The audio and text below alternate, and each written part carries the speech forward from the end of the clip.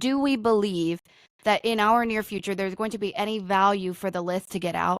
Or is this all just a play on our minds? Ariel?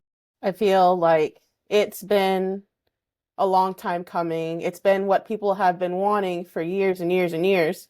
And going to what was discussed previously, it's going to be the lid that comes off for everything else. So you do feel it's going to have value? The idea as a whole, but not exactly the contents of what's within the files, because Gotcha. I believe that what is useful in there has already been redacted. It's already been taken out.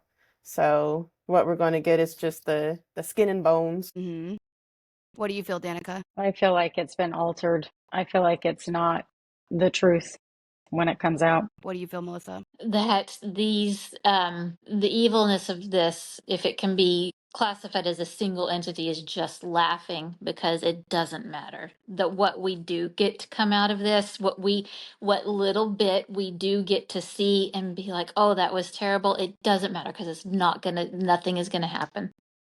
And that's like the biggest laugh that evil has about this. Well, the funny thing I feel, and there's some energy in me that just became very offended at that, because it's almost like, and not at you, of course, but at the thought, because the hilarious component is this is going to spark, even though it's not the truth as it is supposed to be, the thematics that the collective is going to have to deal with. It's going to create a bipartisan of good and evil that is more strong than it is now, that it's more strict than it is now. There are going to continue to be details coming out about the human hunting. We're already seeing some of that.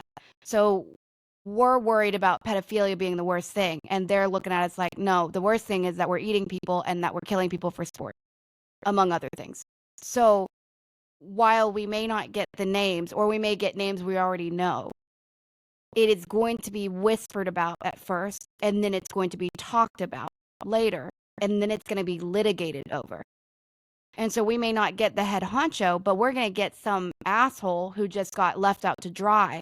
But now the zeitgeist is going to have to bear witness to that this can even be done, that you can even pay for this to be done. And by the awareness of this, it is going to force the dark back into the dark. It is going to make it harder for the dark to do what it has gotten used to doing. So the last laugh does not belong to the dark. It's like it's the arrogance and the smugness that the dark always has, because they're always like, they cannot foresee forward in the way, because they cannot see love, right? So they can't factor in that our hearts are going to bleed for those that we see. I can feel it. Everything's black and white to the dark. It's like, oh, we're going to get away with it, or we're not going to get away with it. Well, yeah, you're going to get away with it. Like you've been, but not really, because it's going to force our consciousness to raise. I don't know how to say that. Let me see if they'll say that better, because I feel like I'm fucking it up.